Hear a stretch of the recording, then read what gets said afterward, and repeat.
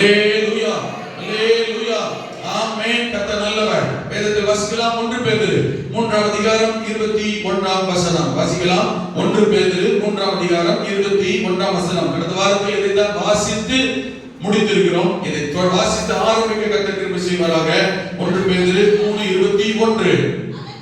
அதற்கு ஒப்பனையான ஞான ஸ்நானமானது மாம்ச அழுக்கை நீக்குதலாய் இராமல் தேவனை பற்றும் நல் மனசாட்சியின் உடன்படிக்கையாய் இருந்து இப்பொழுது நம்மையும் இயேசு கிறிஸ்துவினுடைய உயிர்த்தெழுதலினால் ஆமென் ரட்சிக்கிறது. அல்லேலூயா. என்னது ரட்சிக்கிறது? ஆமென். ஞான ஸ்நானமானது. அல்லேலூயா. அதற்கு ஒப்பனையான ஞான ஸ்நானமானது.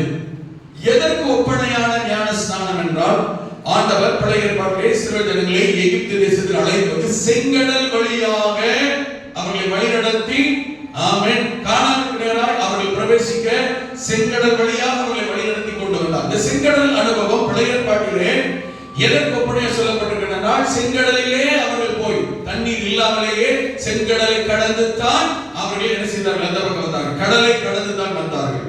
ஆகவேதான் பேதுரு எழுதுகிறார், அந்த இஸ்ரவேல் ஜனங்கள் செங்கடலுக்குள்ளாய் அவர்கள் பிரவேசித்து அதை கடந்து வந்தபடினால் நாமும் அதை போலவே செங்கடல் அல்ல, ஒரு சின்ன ஒரு ஆறோ ஏரியோ குளமோ குட்டையோ தொட்டியோ ஏதோ ஒரு தண்ணீருக்குள்ளே நாமும் முழுகி ஆமென் முழுகி நாமும் எழுப்பி வந்திருக்கிறதினால் அதற்கு ஒப்பனையாகவே இஸ்ரவேல் ஜனங்கள் பழைய ஏற்பாட்டில் செங்கடலே அவர்கள் கடந்து வந்ததின் அடையாளமாய் நீங்களும் நானும் புதிய ஏற்பாட்டில் ஞான ஸ்நானம் என்கிற ஒன்றின் மூலம் ஆமென் அதற்கு ஒப்பனையான ஞான ஸ்நானமானது நாம் இங்கே எடுத்துக்கிட்டீங்களா? இந்த நாட்களில் இந்த காலங்களில் நம்முடைய காலங்களில் நாம் எடுத்த ஞான ஸ்நானமானது எதுக்கு ஞான ஸ்நானம்? எதுக்கு கண்ணீரில் முழுகி ஞான ஸ்நானம் எடுத்தோம்? குளிக்கிற அடையாளம் அல்ல, மாம்ச அழுக்கை நீங்க அல்ல.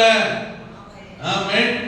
மாம்ச அழுக்கை நீக்கிறதுக்கு நம்ம ஞான ஒரு போதகரை கொண்டு வந்து தண்ணீர்ல முக்கி பிதாக்குமா பரிசுத்த நாமத்தால் ஞானஸ்நானம் கொடுக்கிறேன்னு சொல்ல வேண்டிய அவசியம் இல்லை. ஆமென். மாம்ச அழுக்கு நீங்க அனுதினமும் வீட்ல என்ன செய்றோம்? சோப் போட்டு குளிக்கிறோம் இல்லையா? இது அப்படிப்பட்ட மாம்ச அழுக்கை நீக்குதலுக்காக தண்ணீர்ல முக்கல.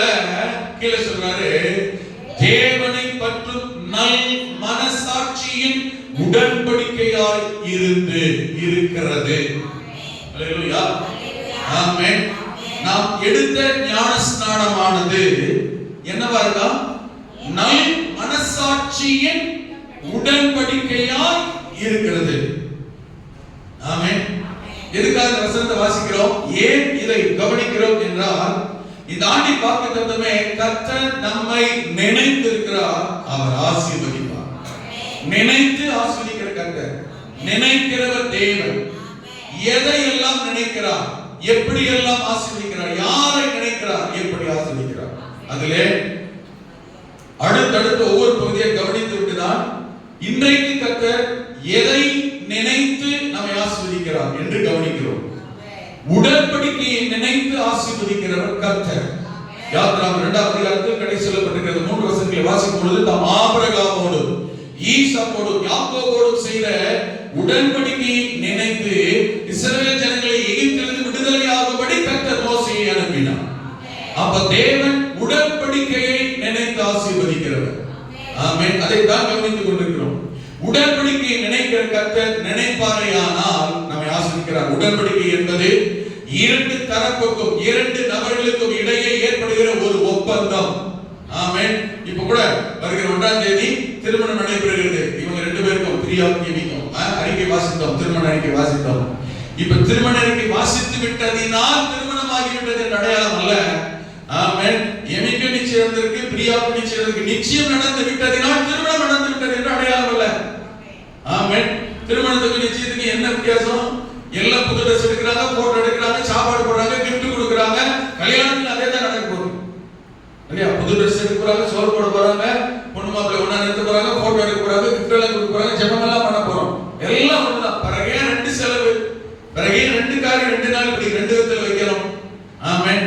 திருமணத்துக்கு நிச்சயத்திற்கிற மிகப்பெரிய வித்தியாசம், ஒரே ஒரு வித்தியாசம் என்னன்னா, நிச்சயத்துல உடன்படிக்கை பண்ணுவது இல்லை, திருமணத்தில் உடன்படிக்கை என்கிற ஒன்றை ஏற்படுத்துகிறோம். இந்த உடன்படிக்கை தான் விவாக உடன்படிக்கை தான், பரிசுத்த உடன்படிக்கை தான். தேவனுடைய சமூகத்தில் கர்த்தர் முன்பதாக பரிசுத்தவான்கள், உறவினர்கள், சபையார், நண்பர்கள் எல்லா முன்னிலையிலையும் மாப்பிள்ளை பெண்ணை நிறுத்தி இருவருக்கும் இடையே திருமண ஒப்பந்தம் என்கிற ஒரு உடன்படிக்கையை ஏற்படுத்துகிறோம். அறிக்கை பண்ணி உடன்படிக்கை ஏற்படுத்துகிறோம்.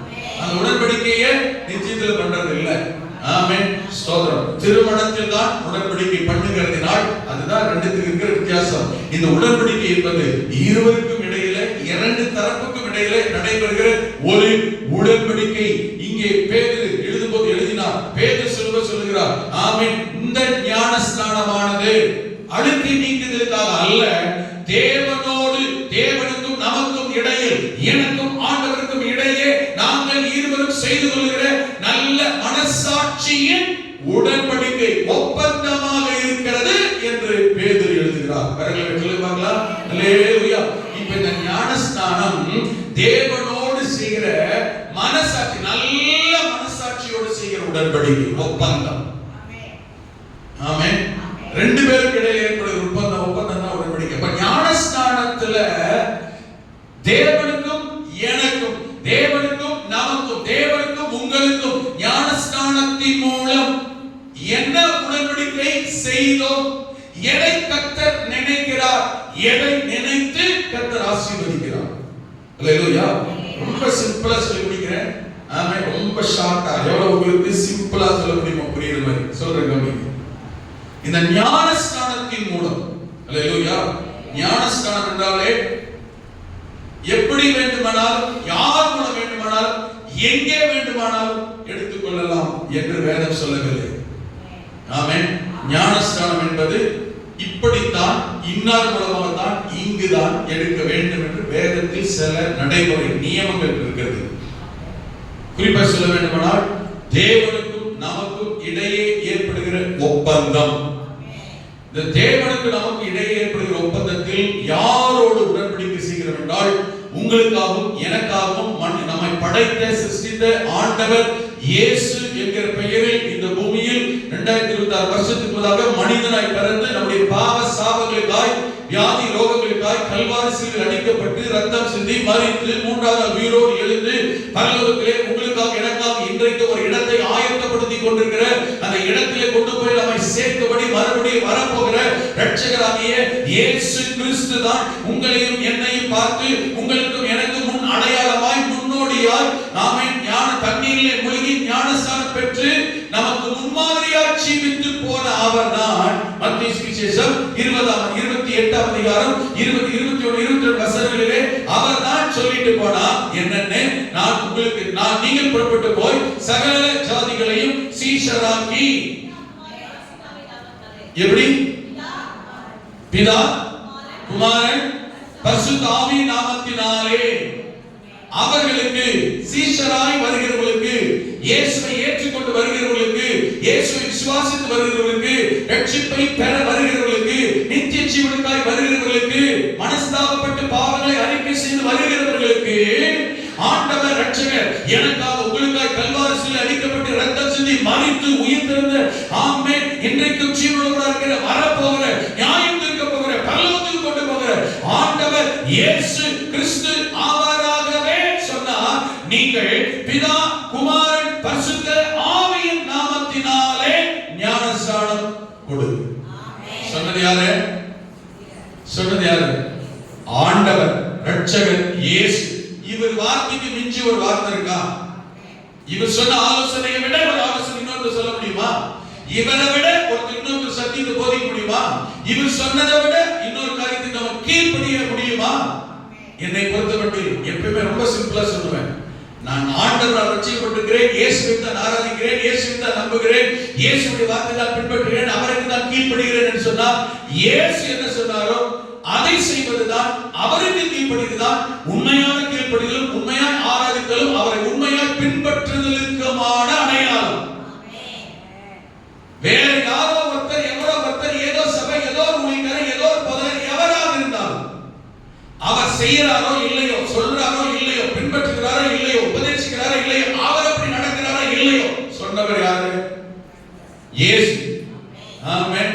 அவர்தான் எனக்கு ஆண்டவர், அவர்தான் ரட்சகர், அவர்தான் மரித்தார், அவர்தான் உயிர்த்தார், அவர்தான் வரப்போகிறார், அவர்தான் என்னை பரலோகத்துக்கு கொண்டு போகிறார் என்றால் அவர் என்ன சொல்லியிருக்கிறாரோ, எவர் எப்படி அதை சொல்லுகிறது செய்கிறார்களோ இல்லையோ, கீழ்ப்படுகிறார்கள் இல்லையோ, ஆண்டவர் இயேசு, நான் ஆராதிக்கிற இயேசு, எனக்கு ரத்தம் சிந்தி மரித்த இயேசு என்ன சொல்லியிருக்கிறாரோ அதை நான் செய்து கீழ்ப்படுகிற போதுதான் எனக்கு நித்திய ஜீவனும் பரலோகம் கிடைக்கும். ஹலோ, நீங்களா? சொன்னதுக்கு யாரு? அது பேதுரு செய்யல, பவுல் செய்யல, அவன் செய்யல, இவன் செய்யலன்னா அவன்லாம் செய்யாம போட்டோம். ஆமென். நீ செய். நான் சொல்றது புரியுது? சொன்னது யாரு? ஆண்டவர்.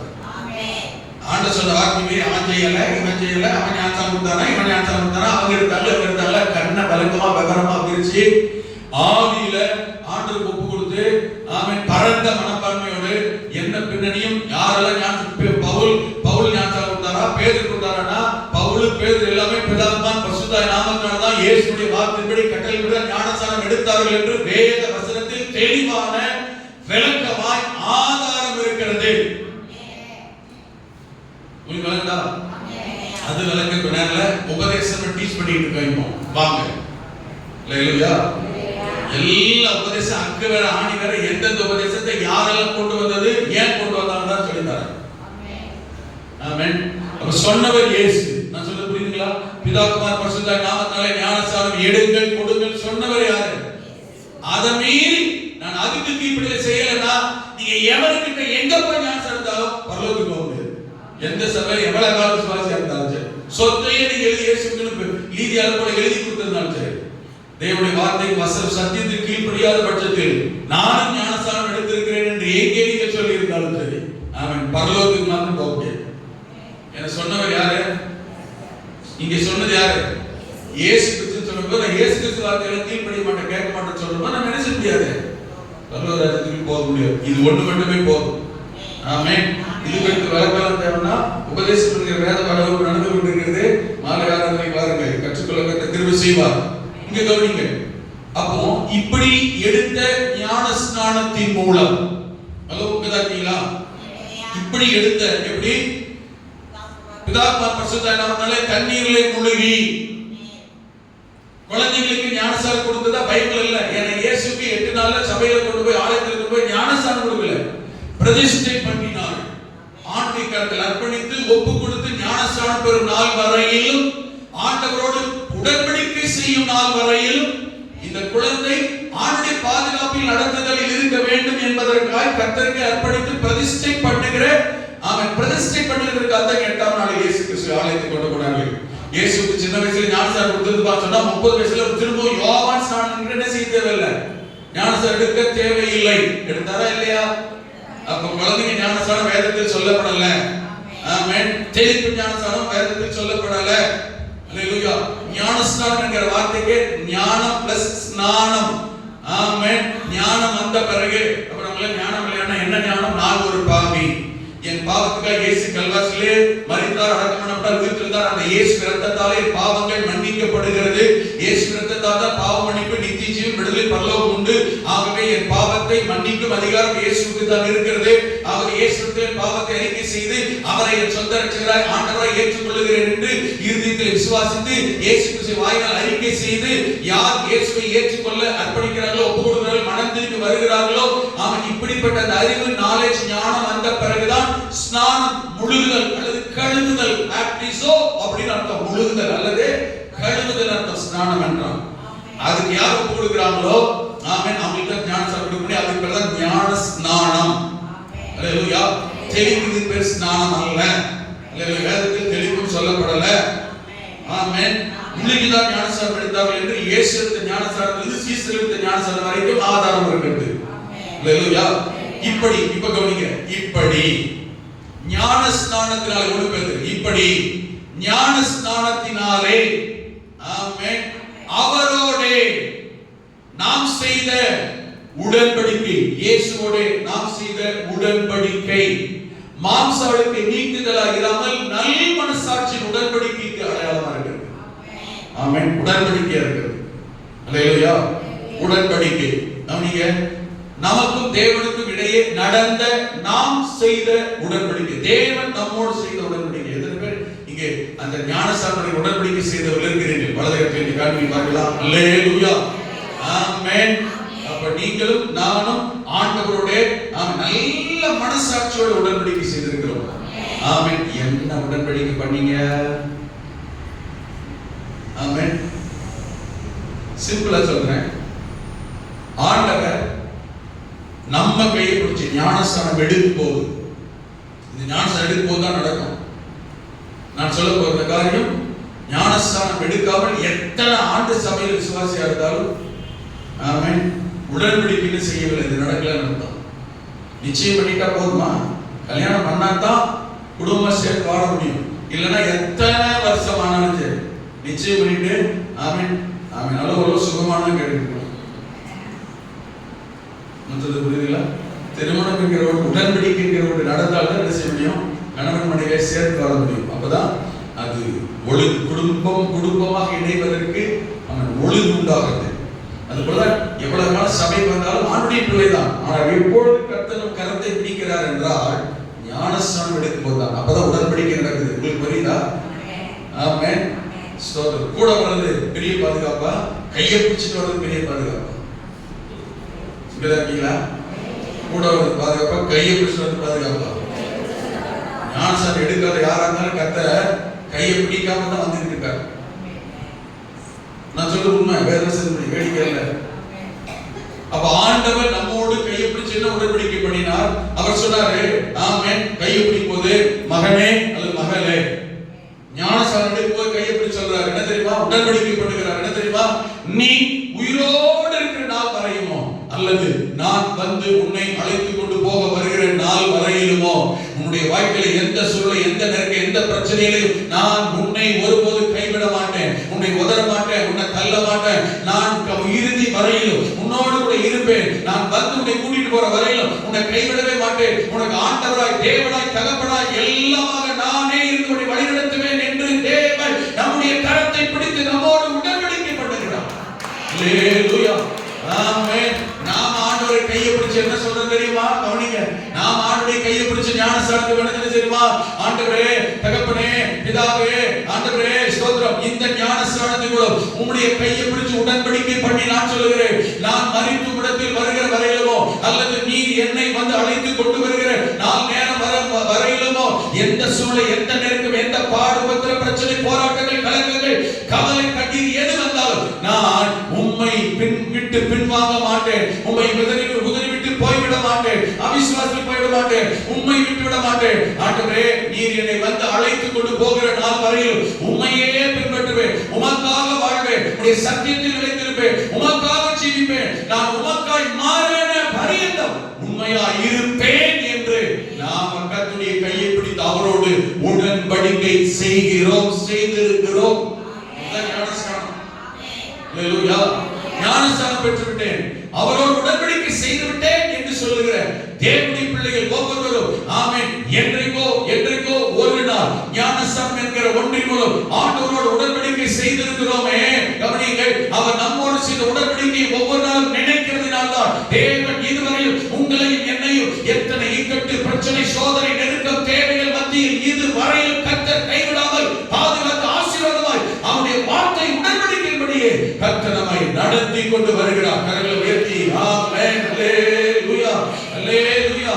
ஆனால் தேவனோடு உடன்படிக்கை செய்திருக்கிற நீங்களும் நானும் நாம் தேவனோடு செய்த உடன்படிக்கையின்படி நாம் இன்றைக்கு உண்மை உள்ளவர்களாய் நடந்து கொண்டிருக்கிறோமா என்கிறதை இந்த காலை நேரத்தில் சிந்திக்க தேவனாகிய கர்த்தர் கிருபை செய்வாராக. கரங்களை உயர்த்தி ஆமென், அல்லேலூயா. இதான் கவனிங்கள், உடன்படிக்கையை நினைத்து நம்மை ஆசீர்வதிக்கிற கர்த்தர், அவர் நம்மோடு செய்த உடன்படிக்கையை நினைக்கிறார். நாம் அவரோடு செய்த உடன்படிக்கை கர்த்தர் நினைக்கிறார். ஆமென். உடன்படிக்கை கர்த்தர் நினைப்பாரானால் கட்டாயம் அவர் நம்மை ஆசீர்வதிப்பார். அவர் நம்மோடு செய்த உடன்படிக்கையின்படி அவர் உண்மையுள்ளவராய் இன்று வரையில் இருந்து நடத்துகிறார் தான் இன்று ஜீவனோடு இருக்கிறோம். அதே சமயத்தில் நாம் அவரோடு செய்த உடன்படிக்கையின்படி இன்றைக்கும் உண்மை உள்ளவர்களாய் இருக்கிறோமா? என்னென்ன உடன்படிக்கை பண்ணோம்? ஞானஸ்நானம் கொடுக்கும் போது, ஞானஸ்நானம் வகுப்பெடுக்கும் போது, ஞானஸ்நானம் எடுக்கிற நேரத்தில் என்ன உடன்படிக்கை உறுதிப்படுத்தும்படி வாக்குறுதியை கேட்டு ஆமென் உடன்படிக்கை நினைக்கும்படி ஆமென் உடன்படிக்கை அறிக்கையிட செய்தோம். நாம் அதில் உண்மையா இருக்கிறோமா? நிறைய பேருக்கு உடன்படிக்கை என்ன அறிக்கை செய்தோம் என்று கூட ஞாபகம் இருக்காது. 5 காரியத்தை வலியுறுத்தி சொல்லிதான் நான் எங்களுக்கு ஞானசாரம் எடுத்திருந்தால் நான் சொல்லியிருக்கிறேன். 1, அனுதினமும் ஜெபிக்க வேண்டும். அனுதினமும் ஜெபம், தேவனோடு பேசுவது, அனுதினமும் ஜெபிக்க வேண்டும். அல்லேலூயா. நாம் பேச வேண்டும் போதுமா? அவர் பேச வேண்டும். அவர் பேசுகிறது நாம் கேட்க வேண்டும். எப்படி கேட்கிறது? வேத வசனத்தின் மூலம் தான் நம்முடைய வார்த்தை, ஆலோசனை, அவருடைய சத்தத்தை கேட்க முடியும். ஆமென். அப்ப ஜெபிக்கிறது மாத்திரம் அல்ல, அனுதினமும் வேதத்தை, வசனத்தை, சத்தியத்தை வாசிக்க, கேட்க, நிதானிக்க வேண்டும். தனிப்பட்டவர்களுக்கு தனிப்பட்ட ஜெபமும் தேவை. வேத வசனத்தோடு தனிப்பட்ட வேத வசன வாசிப்பு, ஆராய்ச்சி, தியானமும் தனிப்பட்ட விதத்தில் தேவை. அல்லேலூயா. நாம் மட்டும் பேசிக்கிட்டே போதாது. கர்த்தருடைய வார்த்தை, தகப்பனுடைய வார்த்தை, சத்தத்தை கேட்கும் அனுபவம், பழக்கம் தேவை. கேலண்டர்ல போய் தேடுறது இல்ல. இன்னைக்கு என்ன வார்த்தை? அவன் இன்னைக்கு ஒரு காரியத்துக்கு போற, வேலைக்கு புதுசா ஒரு வேலைக்கு போற, ஆண்டவர் என்ன சொல்றாரு? இன்னைக்கு இங்க வேலைக்கு இந்த இடத்துக்கு போற, என்ன ஆண்டவர் நடத்துறாரு? கேலண்டர் தேடி வாசிக்கிறது இல்ல. கேலண்டர்ல இருக்கிறாங்க ஒரு நன்மை என்ன தெரியுமா? டெய்லி கேலண்டருக்கு ஒரு வருஷத்தை மனப்பாடம் பண்ணிட்டீங்கன்னா ஒரு வருஷத்துக்கு 365 வசனத்தை மனப்பாடம் பண்ண முடியும். நன்மையாக இருக்கும். ஆனா அதை கேட்டு அதை பார்த்து கிளி ஜோசிக்காரங்க கிளி கேட்டு ஜோசி கேட்டு போறவங்க அதை பார்த்து கேட்டு முடிவு பண்ணி இருக்காங்க. அல்ல கேலண்டர் வசனம். அதுக்குள்ள வேதத்தை கொடுத்திருக்கிறார். டெய்லி வேதத்தை வாசிக்கிற, தியானிக்கிற மனப்பக்குவம், பழக்கம் தேவை. கரங்களை உயர்த்தி நான் சொல்றது புரியுது. கர்த்தருடைய அனுதினமும் ஆண்டவரை கூட என்ன பேசினார்? உணர்த்தினார். ஆண்டவருடைய சத்தம், வசனம், உணர்த்துதல், சத்தியம் உங்கள் காது கேட்டுச்சா, இருதயத்தில் கேட்டுச்சா? அனுதினம் அந்த பழக்கம், அனுபவம் தேவை. அப்பொழுதுதான் நீங்கள் சரியான ஆவிக்குரிய வாழ்க்கையில் ஸ்டாண்டர்டா போயிட்டு இருக்க முடியும். இல்லன்னா அதனால சிலர் பாத்தீங்கன்னா ரொம்ப காலம் விசுவாசியா இருப்பாங்க. ஜெபத்தை பாத்தீங்கன்னா அந்நிய பாஷையிலே அப்படி ஆவியில மணி நேரத்துல ஜெபம். ஒரு சின்ன பிரச்சனை, ஒரு போராட்டம், ஒரு சோதனை, ஒரு பாதிப்பு, ஒரு சின்ன ஒரு கஷ்டம் வந்துட்டு பாருங்க, அவிசுவாசத்துக்கு போயிடுவாங்க. விசுவாசத்துக்கு விலகிடுவாங்க. துஷ்களுக்கு கீழே விழுந்துருவாங்க. அவங்களை ஆற்றி தேட்டி தூக்கி நிறுத்தத்துக்குள்ள அடக்கடக்கட படாது பாடுபட வேண்டியிருக்கும். இல்லைன்னா சபையை விட்டே கர்த்தரை விட்டே போயிடுவாங்க. நீங்க போய் ஆலோசனை சொல்லி பாருங்க, உங்களுக்கே புத்தி சொல்லுவாங்க. நான் ஜோம் பண்றேன், நான் ஆவில பண்றேன், நீங்க நான் பண்ணி பேசுறீங்க, நான் அபிஷேகத்துல இருப்பேன். அப்படியே ஆண்டுட்டு போனேன், அப்படியே கர்த்தர் விட்டு போனேன், அப்படியே அவிசுவாசத்துக்கு போனேன், அப்படியே பின்மாற்றத்துக்கு போனேன், அப்படியே சபை விட்டு போனேன். என்ன இல்ல, கர்த்தருடைய வார்த்தையை பெற்றுக் கொள்ளுகிற, கர்த்தருடைய ஆலோசனையை பெற்றுக் கொள்ளுகிற, வசனத்தை பெற்றுக் கொள்ளுகிற, சத்தியத்தின்படி நடத்தப்படுகிற அனுபவம் இல்லை. அல்லேலூயா. ஆமென். மற்றவர்களை சார்ந்தே ஆவிக்குரிய ஜீவியத்துல மற்றவர்களை சார்ந்தே வாழ்ந்து பழக்கமாயிடுச்சு. குழந்தை பிறகுனா அந்த குழந்தை தாயோ தகப்பனையோ குடும்பத்தில் உள்ளவர்களையோ எவ்வளவு காலம் சார்ந்து இருக்கும்? தன்னுடைய தேவைக்காக, தன்னுடைய தேவை சந்திக்கப்பட, தன்னுடைய நன்மைக்காக எவ்வளவு காலம் ஒரு குழந்தை பெற்றோரை சார்ந்து இருக்கும்? நான் சொல்றது உங்களுக்கு புரியல. நீங்க முடிக்கிற புரிய எனக்கு புரியுது. குழந்தை சார்ந்து இருக்கு, எதுக்கு சார்ந்து இருக்கு பாஸ்டர்? குட்டி பாலை ஊத்தி வாயில வைக்கிறதுக்கு எவ்வளவு நாள் சார்ந்து இருக்கு? பேம்பர்ஸ் மாட்டிக்கிறதுக்கு எவ்வளவு நாள் சார்ந்து இருக்குது? 6 மாசம் குழந்தை அதே ஓடி போய் டபடபன் ட்ரவுசர் போட்டுக்குதா என்ன? அதுவே பாலை காய வச்சு குட்டி பால் ஊத்தி வாயில வச்சுக்கிட்டா என்ன? ஆமென். இப்ப எல்லாரும் அப்படிதான் வச்சுக்கிட்டாங்களா? அப்ப குறிப்பிட்ட காலம் வரைக்கும் தான் என்ன செய்யுது? யாரையோ சார்ந்து இருக்கு. காலம் நேரம் மாறின உடனே ஆம்பளை பிள்ளையான பொம்பளை பிள்ளையான அன்னைக்கு பாத்தீங்கன்னா அழுதுச்சு. உச்சா போனா அழுதுரும், கக்கா போனா அழுதுரும். அன்னைக்கு அழுதுச்சு, அதை வச்சே கண்டுபிடிச்சிருவோம் இல்லையா? இது அழுகு ஈரமா இருக்குன்னு. சரியா? ஒண்ணுமே இல்ல. ஸ்கூல் படிக்கிற காலம் வரட்டும், அந்த பையன் நல்லா தூங்கிட்டு நான் சொல்றது புரியல. இவங்க பாத்ரூம் போயிட்டான், வந்து கழுவுடா அம்மா சொல்றாங்க.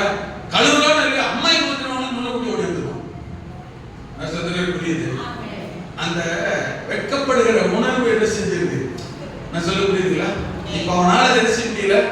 ஏத்துக்கிறப்போ ஹெல்ப் அம்மா தான், அப்பா தான், பாப்பா வர போகமா அல்ல நானே பார்த்துக்கிறேன். நான் சொல்றது புரியுது? அந்த குறிப்பிட்ட கால பக்கம் வந்து விட்டால் யாரையும் சார்ந்து வாழ வேண்டிய அவசியம் இல்லை. நான் சொல்ல புரியுதா இல்லையா? ஆவிக்குரிய ஜீவியத்திலும் ஆமென். பாப்பா குட்டிப்பால வாயில வைக்கிறதுக்கும் பேம்பர்ஸ் மாட்டுவதற்கும் ஆவிக்குரிய வாழ்க்கையிலே கால நேரம் சூழல் இருக்கிறது. ரட்சிக்கப்பட்ட வயசுல சொல்றேன், ரட்சிக்கப்பட்ட 1 வருஷம், 2 வருஷம், 3 வருஷம், 50 50 60 குழந்தைக்கு இன்னும் பேம்பர்ஸ் மாட்ட வேண்டியிருக்கு.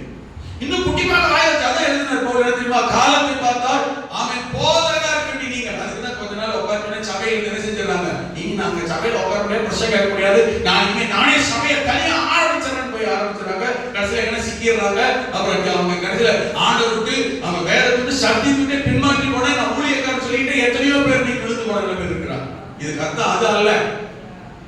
போதகரா இருக்க நீங்கள் சொல்றேன், அப்போ நம்ம என்ன பாஸ்டர்ல அர்த்தம் இல்ல, அதிக ஆக்கினை அடைய வேண்டும் உங்களுக்கு அநேக. அப்ப போதகராட்ட எவ்வளவு கவனம், அதுக்குன்னு ஒரு ஸ்டாண்டர்ட் இருக்கு. இப்ப பவுல் என்ன சொல்றாருன்னா, எப்படி இருக்கணும் நீ. ஆமென். சில புக்ஸ்கள் பாத்தீங்களா, பிள்ளைகள் சில புக்ஸ்கள் பாத்தீங்களா, கல்யாண வயசாகி போச்சு, 7 கழுத வயசாகி போச்சு, அப்ப கழுதையாடாம. நான் சொல்ல புரியல இல்ல, அப்படிதான் சொல்றாரு பவுல். காலத்தை பார்த்தா எப்படி இருக்கணும், பாஸ்டர் லெவல், பாஸ்டரா இருக்கணும், பாஸ்டர் லெவல் என்ன செஞ்சிருக்கணும், நாலேஜ் இருக்கணும். அவ்வளவு வருஷம் ரட்சிக்கப்பட்டு, ஆனா என்னடா இன்னும் உட்கார சின்ன சிம்பி இருக்கு, பாலை உண்ணத்தக்க பால் குடிச்சு பாலை ஊட்ட வேண்டியிருக்கின்றார். அப்ப என்ன அர்த்தம்னா, அப்ப நமக்கு வேதத்தவிர வசனத்தவிர யாரோட புத்தி ஆலோசனை தேவையில்லைன்னு அர்த்தம் இல்லைங்க. நமக்கு இன்னைக்கு ஒரு நமக்கு ஒரு ஜெபம் தேவை, ஒரு ஆலோசனை தேவைன்னா இன்னைக்கும் யாரோ ஒருத்தருடைய ஜெபத்தை யாரோ ஒருத்தருடைய ஆலோசனை டிபெண்ட் பண்ணி இருக்கிறவங்களா அல்ல. கர்த்தர் பேசும் சத்தம் கேட்கும் அனுபவம், கர்த்தருடைய வசனத்தை வாசிக்க தியானிக்க கிரகிக்கும் அனுபவம் தேவை. ஆனால் அதே சமயத்துல ஆமென், எவ்வளவு வயசானாலும் தகப்பனும் தாயும் என்று இருந்தால் அவர்களை தேடவும் நாடவும் கீழ்ப்படியும் ஆலோசனை கேட்கும் ஜெபிக்கும் ஆசீர்வாதத்தை பெறவும் வேண்டும். யோசேப்பு எடுத்துக்கங்க, தேசத்துக்கே அதிபதி யாக்கோபு தகப்பன் இருக்கிறான். ஆனா தன் பிள்ளைகளை கொண்டு போய் யோசேப்பு யாக்கோபு தகப்பன்பதாய் போய் மண்டியிட்டு அவர்கள் தன்னை ஆசீர்வதிக்க தன் தலையை கொடுத்து பிள்ளைகளை தலையை கொடுத்து யாக்கோபுக்கு ஆசீர்வாதத்தை பெற்றுக் கொண்டுதான் வந்தான். எத்தனை பேர் புரியுது? இவனே தேசத்தை ஆளுகிறவன் தான், இவனே ஒரு ராஜாவுக்கு பெரிய பதவியில் அதிகாரத்தில் இருக்கிறவன் தான். ஆனால் தகப்பன் தாய் தன்னை நடத்துகிற வளர்க்கிற உருவாக்குறவர்கள் இருக்கிறார்கள் என்றால் அவர்களுக்கு பணிந்து குனிந்து ஆசீர்வாத ஆலோசனை பெரும் இடத்தில் தான். அதுக்காக யோசேப்பு போய் பார்க்கிற எல்லாம் அவங்க அப்பா மாதிரி வயசாகி எல்லாரும் யாரெல்லாம் இருக்கிறாங்களோ எல்லாத்தையும் நீங்க சொல்லுங்க, நீங்க ஒரு ஆசீர்வாதம் பண்ணுங்க, நீங்க தலைவருக்கு நீங்க போய் விட்டாரு.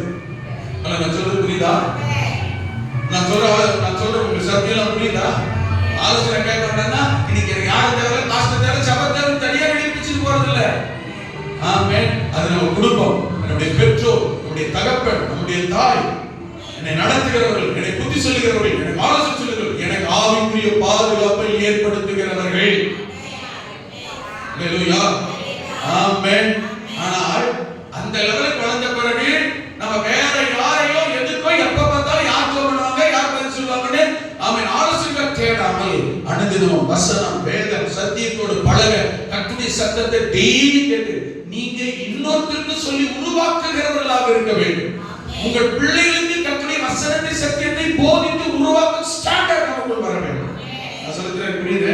அல்லேலூயா. அப்ப வேதம் ஜெபம் எவ்வளவு முக்கியமோ வேதம் ரொம்ப முக்கியம். அன்னைக்கு உடன்படிக்கை செய்யும்போது இதைத்தானே சொன்னோம்.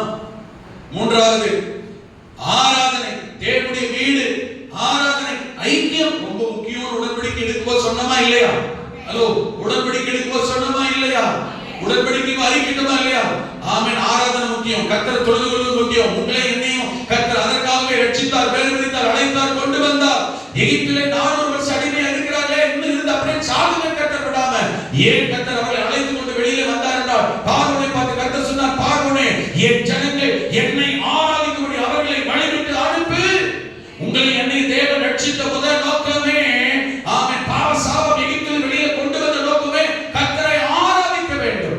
ஆராதிக்காமல் தேவனை தொழுது கொள்ளாமல் நம்ம ரட்சிக்கப்பட்டு ஞானஸ்நானம் அபிஷேகம் பெற்றிருந்தால் ஆராதனை தொழுகை ஆமென் சபை ஐக்கியம் இல்லாவிட்டால் ஆமென் எபிரேயர் 6ல சொல்லப்பட்ட வசனத்தின்படி ஆமென் கடைசி காலம் இது வருகை காலத்தில் இருக்கிறோம். ஆமென் அநேக சபை கூடி வருதலை விட்டு விடுகிறார்கள், நீங்களும் விட்டு விடாதீர்கள் என்று எழுதியிருக்கிறார். கடவுளே சொல்லுங்க பாப்போம். ஆராதனை மாசத்துக்கு ஒரு நாள், ஹலோ மாசத்துக்கு ஒரு நாள், 3 மாசத்துக்கு ஒரு நாள், ஒரு வாரத்துக்கு ஒரு நாள், 2 வாரத்துக்கு ஒரு நாள், இதெல்லாம் இப்படி கர்த்தரை ஆராதிக்க வரும்போது என்ன காரணம் சாக்குவாக்கு சொன்னாலும் இந்த நம்ம பிள்ளைங்க ஸ்கூலுக்கு அப்படிதான் போதா, ஒரு நாளுக்கு ஒரு நாள், 4 நாளைக்கு ஒரு நாள், மாசத்துக்கு ஒரு நாள். ஆமென். உலகப்புறம் படிக்கிற ஸ்கூலுக்கே பிள்ளைங்க அப்படி போறதில்ல, கல்லூரிக்கு அப்படி போறதில்ல, வேலைக்கு அப்படி தான் போயிட்டு இருக்கோமா? ஆமென். ஆராதனை சபை மாத்திரம் 1008 சாக்கு, 1008 காரணம், 1008 வழிகளை தேடுகிறோம். ஜீவனுள்ள தேவனை ஆராதிக்க, பாதுகாக்கிற கர்த்தரை ஆராதிக்க, உயிரோடு இருக்கிற ஆண்டவரை, நம்மை உயிரோடு பாதுகாக்கிறவரை ஆராதிக்க, பரலோகத்துக்கு கொண்டு போகிறவரை ஆராதிக்க, என்னெல்லாம் சாக போக்கு, என்னெல்லாம் காரணங்களை சொல்லிக் கொண்டிருக்கிறோம். கர்த்தர் கவனித்துக் கொண்டிருக்கிறவர், உடன்படிக்கை பண்ணின தேவன், உடன்படிக்கையை ஏற்றுக்கொண்ட தேவன். ஆமென். ஆராதனையில் தேவனை துதிக்கிறதில், சபையை தேடுகிறதில் எப்படி இருக்கிறோம்? மறுபடியும் சொல்கிறேன், உடன்படிக்கையை நினைவு கூர்ந்து ஆசீர்வதிக்கிற கர்த்தர். உடன்படிக்கை அவர் நினைவு கூறும்போது அவரோடு செய்த உடன்படிக்கையில் நீங்களும் நானும் எப்படிப்பட்டவர்களாக இருக்கிறோம்? பாஸ்டர் சொன்னாரே இல்ல, பாஸ்டர் சொன்னாரே இல்ல, இதெல்லாம் ஈடுபடாது. ஆமென். ஆராதனை ஐக்கியம் என்பது நான் விரும்புவதற்காக, எனக்கு பிடிக்கிறதுக்காக, நேரம் ஒத்துவது என்பதற்காக அல்ல. வருகிற வரையிலும், இயேசு அழைத்துக் கொண்டு போக வருகிற வரையிலும், அவர் வருகிற வரையிலும், ஆண்டவரே ஆராதனை, சபையை, ஐக்கியத்தை, ஆமென், நீ இந்த பூமியிலே நான் உயிரோடு இருக்கிற காலம் வரையிலும் எக்காரணத்தை கொண்டு சபை கர்த்தரை ஆராதிக்கிறதை தேடாமல் விடவே மாட்டேன் என்று உடன்படிக்கையில் ஆண்டவரோடு ஒப்புக் கொடுத்திருக்கிறோமே. நல்ல மனசாட்சியோடு உடன்படிக்கை செய்திருக்கிறோமே. அந்த நல்ல மனசாட்சி இன்றைக்கு ஆராதிக்கிற விஷயத்தில், தேவனை தேடுகிற விஷயத்தில் எப்படி இருக்குது? கர்த்தர் நினைச்சு பார்க்கிறாருங்க. அதோ ஏன் ஜெபம்னால ஆசீர்வாதம் வர மாட்டேங்குது, ஜெபம் பார்க்கிற போராட்டமே நீங்க மாட்டேங்குது. கர்த்தரோடு செய்த உடன்படிக்கை அவர் நினைக்கிற போது உங்களை என்னையும் ஆசீர்வதிக்கணும்ன்ற எண்ணம் வரவே தவிர பொய் சொல்லியே ஏமாத்திக்கிட்டு இருக்கிறீங்க, உங்களை எப்படி ஆசீர்வதிக்கிறது கர்த்தர் நினைக்கிற மாதிரி இருக்க கூடாது. நாலாவது என்ன உடன்படிக்கை கொண்டு சொன்னோம், இயேசு வர வரையில் கர்த்தர் எனக்கு செஞ்ச நன்மையை மற்றவங்களுக்கு சாட்சியா சொல்லுவேன், ஸ்பீச்சஸ் அறிவிப்பேன், ஆத்துமாவை செய்வேன். ஹலோ தேவ ஜனமே, சபையே, உடன்படிக்கை செய்த கூட்டமே, இதை செய்து கொண்டிருக்கிறோமா? எப்படி கர்த்தர் உடன்படிக்கை நினைக்கிறவரு உடன்படிக்கை பண்ண நினைச்சு பார்த்தா ஆசீர்வதிப்பாராங்க. கர்த்தர் நம்மை நினைத்திருக்கிறார். எங்க வசனம் சொல்லுங்க பார்க்கலாம். கர்த்தர் நம்மை நினைத்து என்ன பண்ணுவாராம்? உடன்படிக்கையை நினைத்தால், இதெல்லாம் சொல்லி உடன்படிக்கை செய்திருக்கிறோம் நினைத்தால் ஆசீர்வதிப்பாரா? யோசிங்க. ஏன் ஆசீர்வாதம் வர மாட்டேங்குது? கொஞ்சம் யோசிங்க. விபச்சாரம் பண்ணல, கொலை செய்யல, திருடல, களவு செய்யல, பாவம் எல்லாம் செய்யல, ஆனா உடன்படிக்கைய நாம நிறைவேற்றது இல்லை. ஆமென். நான் சொல்லுங்க புரிஞ்சுதா? நாலாவது கடைசி, ஆமென், ஆண்டவர் ஞானஸ்நானம் எடுக்கும் போது அவருடைய சரீரத்தில், சபை இயேசு கிறிஸ்துவின் சரீரத்துக்கு அடையாளம், ஒப்பனை. ஞானஸ்நானம் எடுக்கிற ஒரு உடன்படிக்கையின் மூலம், அந்த ஞானஸ்நானத்தின் மூலம் இயேசுவின் சரீரத்துல, இயேசுவின் சரீரமாகிய சபையில நீங்கள் நாம் ஒரு அவயவமாய், அங்கமாய் மாறுகிறோம். நான் சொல்ல புரியுதா? ஞானஸ்நானத்தின் மூலம் அவருடைய சரீரத்துல நீங்கள் நாம் யாரா மாறுறோம்? ஒரு கண்ணா, காதா, மூக்கா, வாயா, கையா, காலா, ஆமென், நம்ம தலை அவர்தான். சரீரத்தில் அந்த சரீரமாய் சபையில ஒரு நீங்கள் ஒரு அங்கமாய் மாறணுமா இல்லையா? இந்த சரீரமாகிய சபை வளர, ஆசீர்வதிக்கப்பட, உங்களால் என்னால் நன்மை அடைய, பெருக, ஊழியம் வளர கர்த்தர் உங்களுக்கும் எனக்கும் நமக்கு கொடுக்கிறதில், சபை வளர்ச்சிக்காக, இந்த சபை பெருகுவதற்காக, ஊழிய ஆசீர்வாதத்துக்காக கர்த்தர் நமக்கு கொடுக்கிறதில் காணிக்கையாகும், தசமபாகங்களாகும் கர்த்தருக்கு என்று கொடுக்க வேண்டும், கொடுக்கிறேன் என்று உடன்படிக்கை செய்திருக்கிறோம். கவனிச்சு பாருங்க. உடன்படிக்கை பண்ணிட்டோமே, இந்த வார்த்தையில, இந்த உடன்படிக்கை உண்மையா இருக்கிறோமா? காணிக்கை செலுத்துகிறோமா? கர்த்தர் தருகிறது 10% தசமபாகம். புதிய ஏற்பாட்டு உபதேசத்தின்படி 10% அல்ல. ஆமென். மத்தேயு 5:20 படியும், லூக்கா 18 அதிகாரத்தில் சொல்லி இருக்கிறபடியும் தசமபாகத்தை விட நம்முடைய நீதி அதிகமாக இருக்க வேண்டும். கரங்களை சொல்லுங்க பாருங்க. தசமபாகத்தோட நம்முடைய நீதி என்ன செய்யணும்? பரிசேயனுடைய நீதி 10% தசமமாக கொடுக்கிறது. புதிய ஏற்பாட்டு நீதி 10% அல்ல, அதை விட அதிகமாக. அப்பதான் பரலோக ராஜ்யத்தில் பிரவேசிப்பார்கள் ஆண்டவர் சொல்லியிருக்கிறார். ஹலோ, வெளிப்படையா பகிரங்கமாக சொல்லிட்டு போனார் இயேசு. மத்திய 5:20 மட்டும் வாசிச்சு பார்க்கலாம். வேதபாரகர், பரிசேயர் என்பவர்களுடைய நீதியிலும் உங்கள் நீதி எப்படி இருக்கணும்? அதிகமா இராவிட்டால் பரலோக ராஜ்யத்தில் பிரவேசிக்கவே மாட்டீர்கள் என்று உங்களுக்கு சொல்கிறேன். சொன்னது யாரு? பவுலா, பேதுருவா, யாக்கோபா, யோவானா? என்று சொன்னது ஆண்டவர் இயேசு. யார் சொன்னது? யாரு? அவர் சொன்னது கேட்கட்ட பரலோகத்துக்கு போக முடியுமா? அப்ப வேதபாரகர், பரிசேயருடைய நீதி என்ன? லூக்கா 18:12 அந்த பரிசேயன் சொல்லுகிறான் தன்னை நீதிமான், நான் நீதி செய்கிறவன் என்று சொல்லுகிறான். என்ன சொல்ல தெரியுமா? வாரத்தில் 2 தடவை உபவாசிக்கிறேன், என் சம்பாத்தியத்தில் எல்லாம் தசமபாகம் செலுத்தி வருகிறேன் என்று தனக்குள்ளே ஜெபம் பண்ணினான். இவன் தன்னை தானே தன்னுடைய செயலை நீதி என்று நினைத்தான், அதனால் நீதிமான் என்று நினைத்தான். மத்திய 5 சொன்னாரு, இந்த பரிசேயனுடைய நீதியை விட உங்கள் நீதி, இவனுடைய நீதி என்ன? வாரத்தில் 2 தடவை உபவாசிக்கிறது. உபவாசம் என்ன தெரியுமா உங்களுக்கு? முதல்ல உபவாசம் என்ன தெரியாது, உபவாசம் ஜெபம்னா தெரியாது, சபையில் உபவாசம் நடக்குதுன்னு நிறைய பேருக்கு தெரியாது. நாமெல்லாம் யார் தெரியுமா? ஆமென். பரலோகத்தான் தாய் வீடு. அப்புறம் என்ன பாட்டு வர மாட்டீங்க? என் பேச்சு பரிசுத்தந்தான் என் மூச்சு. ஹலோ, தெரியாம அந்த வார்த்தையை பாடிட்டாரு பாதர். தெரியாம தெரிந்தா பண்ணாரு, நான் தெரியாம சொல்றேன். என்ன தெரியுமா? அடுத்து என்ன சொல்லி பார்க்கலாம்? சொல்லுங்க. நேரம் ஆயிடுச்சு சொல்லுங்க. டைம் ஆயிடுச்சு சொல்லுங்க. என்ன அடுத்து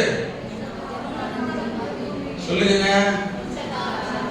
என்ன தம்பி? அப்படி ஆயிடக்கூடாது. விளங்கிட்டா? ஐயோ, இப்படியா பாடியிருக்காரு ஃபாதர்?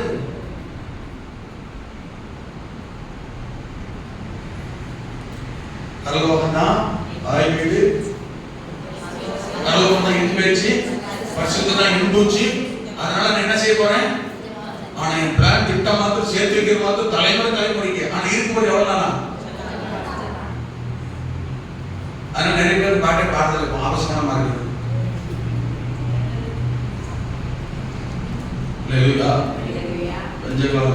இந்த பூமியில் கொஞ்ச காலமே இருந்தாலும் சரி, இயேசுவுக்காகவும் தேவனுடைய ராஜ்யத்திற்காகவும் சுவிசேஷத்திற்காகவும் வாழ்ந்து சாதித்துவிட்டு போய்விட வேண்டும்.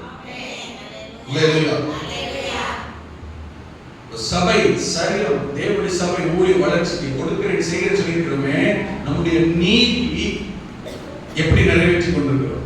நிறைய பேர் என்ன நினைக்கிறாங்க, நான் கொடுக்கிறது செய்வதெல்லாம் பாஸ்டருக்காக தான். பாஸ்டருக்காக செய்யறது எல்லாரும் இல்லை.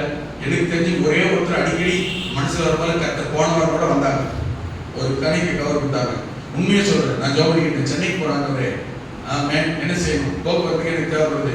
அதுக்கு முந்தின நாள் ஒருத்தர் கொஞ்சம் பணம் கொடுத்தாங்க. திரும்பி வரணுமே, போறதுக்கு கொடுத்துட்டீங்க, வரணுமே ஆண்டவரே. இன்னொருத்தர் போன நேரத்தில் கவர் கொடுத்து அதை எழுதிடுச்சு நான் கவர் பண்ண காட்டுறாங்க. நான் அப்படியே வச்சிருக்கேன் கவரில், அந்த கவரை அதை எழுதிடுச்சு பாஸ்டருடைய தேவைக்காக. அதை வச்சுதான் போனேன், சாப்பிட்டேன், பஸ்ஸில் போனேன், என்ன செஞ்சேன், ஏசி பஸ்ஸில் போனேன், ஏசி பஸ்ஸில் தெரியுமா ஊழியத்துக்கு வெற்றிகரமாக யாரையோ கற்ற பயன்படுத்துறாரு.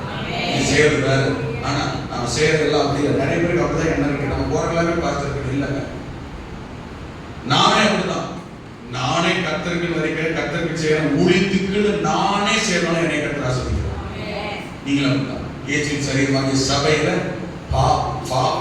ஊழியக்காரன் ஒரு அங்கம், நீங்க ஒரு அங்கம். எல்லாருமே சேர்ந்து ஆஸ்வதிக்கப்படுகிறதற்கு தான், பலருக்கு தான். ஆமென். சபை வளர்ச்சிக்கு தான் கொடுக்கிறோம். ஆனால் சபை வளர்ச்சி வரும்போது எவ்வளவு கொடுக்கிறோமோ, எவ்வளவு விதைக்கிறோமோ, எதை செய்கிறோமோ, கர்த்தருக்கு என்று நீங்கள் செய்ய கர்த்தர் வேண்டுகிறார். அல்லேலூயா. ஒரே வசனத்தின் விளக்கத்தை சொல்லி முடிக்கிறேன். இப்படி இருக்கிற நாம ஆமென் ஆண்டவரோடு உடன்படிக்கை செய்திருக்கிறோமே. கொஞ்சம் நிதானமா, ரொம்ப சீரியஸா விஷயங்க. உடன்படிக்கை நினைத்து கர்த்தர் செய்கிறாரு, ஆசீர்வதிக்கிறார் என்றால் அவர் நம்மோடு செய்த உடன்படிக்கையில் அவர் உண்மையா இருக்கிறார் என்பதற்கு. நாம் அவரோடு செய்த உடன்படிக்கை இதுல எல்லாம் உண்மையா இருக்கிறோமா? இதெல்லாம் கர்த்தர் நினைச்சு பார்க்கிற போது நினைச்சாலும் என்ன செய்யணும்? ஆசீர்வாதம் வருதா? அதனாலதான் வெளிப்படுத்தும் விசேஷம் எழுதும்போது 2ஆம் அதிகாரம் 15 வசனத்தில் எபேசு சபைக்கு எழுதும்போது, நீ ஞானஸ்நானம் போது ரட்சிக்கப்படும்போது சபைக்குள்ள வரும்போது ஆதியில ஆரம்பத்துல எப்படி இருந்த? மேல வசனமா இப்ப எப்படி இருக்கு? ஆனா ஆதியில நீ இருந்தது போல இல்லையே. நல்ல கவனிங்க.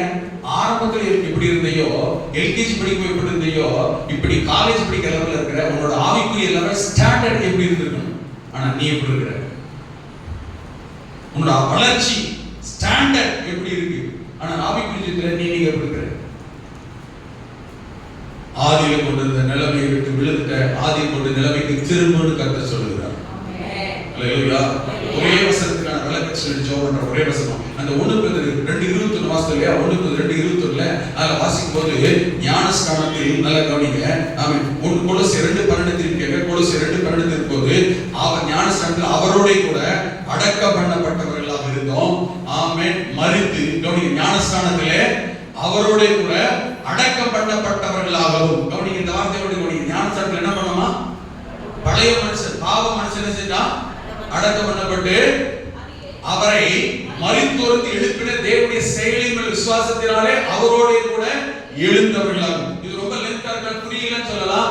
கவனிங்க இதுக்கான இங்க இவர் இப்படி இருக்கிறாரா பவுல் பேதுரு பாருங்க இவர் இவ்வளவு புரியாத மாதிரி விளக்கமா உங்களுக்கு தெரிஞ்சால் வசனம் என்ன அடக்கமானா என்ன உயிர்த்தல் அவர் உயிர்த்தல் நானும் சொல்லியிருக்கேன். பேதுரு இன்னும் கொஞ்சம் ஷார்ட்டா இதுக்கு இந்த வசனத்துக்கு விளக்கத்தை பேதுரு எழுதுறாரு பாருங்க. 1 பேதுரு 2:24 வாசிங்களேன். வாசித்து ஜெபம் பண்ணலாம். 1 பேதுரு 2:24 அவர் விளக்கமா அவர் விளக்கமா எழுதுறாரு பாருங்க.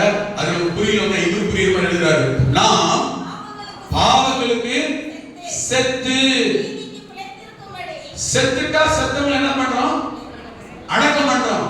கொலோசியர்கள் அவர் என்ன எழுதினார் பவுல் ஞானஸ்நானத்திலே நான் அவரோட அடக்கம் பண்ணப்பட்டு. பேதுரு என்ன எழுதுறாரு எதுக்கு நீ அடக்கம் பண்ணப்பட்ட பாவத்துக்காக செத்து அடக்கம் பண்ணிட்டேன்.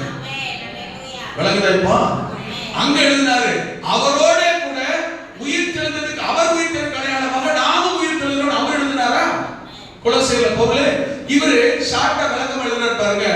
அவர்தாமே அதாவது நீதிக்கு பிழைக்கும்படிக்கு அடக்கம் பண்ணப்பட்டனா தண்ணீருக்கு எழும்போது உயிர் தெழுந்த அடையாளம் எழும்போது எதுக்காக எழுதுறேன் நீதிக்கு பிழைக்கத்தக்கதாக ஞானஸ்நானத்திலே பாவத்துக்கு என்ன செய்யணும் பாவம் செஞ்சா மறு அடக்கம் பண்ணிட்டான். தண்ணீர் எழுப்பும்போது நீதிக்கு பரிசுத்தத்துக்கு தேவனுக்காக பிழைத்திருக்கும்படி நான் எழுந்திருக்கிறேன் என்று இனிமே நீதிக்காக தேவனுக்காக உமக்காக பரிசுத்தத்துக்காக ஆமென் வாழ்வேன் என்று உயிர் தெழுந்து தேவனோடு கையை பிடித்து உடன்படிக்கை பண்ணி இருக்கிறோம். எத்தனை பேர் புரியுது? உடன்படிக்கை நினைவு கூறுகிற தேவன் அவரோட நாம் செய்த உடன்படிக்கை நினைக்கிறாரு. என்னை பொறுத்த மட்டும் இந்த வசனத்தை வாசிப்போது தியானிப்போது நானும் உணர்த்தப்பட்டேன். நானும் அர்ப்பணித்திருக்கிறேன். என்னன்னு தெரியுமா உம்முடைய நான் உடன்படிக்கை செய்யும் போது என்ன சொல்லி அர்ப்பணிச்சனோ என் வாழ்க்கையில இன்னும் அந்த அர்ப்பணம் இருக்க வளர பிறகு உதவி செய்ய மாட்டவரேன்னு சொல்லி ஒப்பு கொடுத்தேன். நீங்களும் ஒப்பு கொடுங்க. நினைக்கிற தேவன் ஆசீர்வதிப்பார். நினைக்கிற தேவன் நம்மை நடத்துவார். நினைக்கிற தேவன் உயர்த்துவார். வலது கரத்தை உயர்த்தி ஆமென். கண்களை மூடி பிரைஸ் காட்.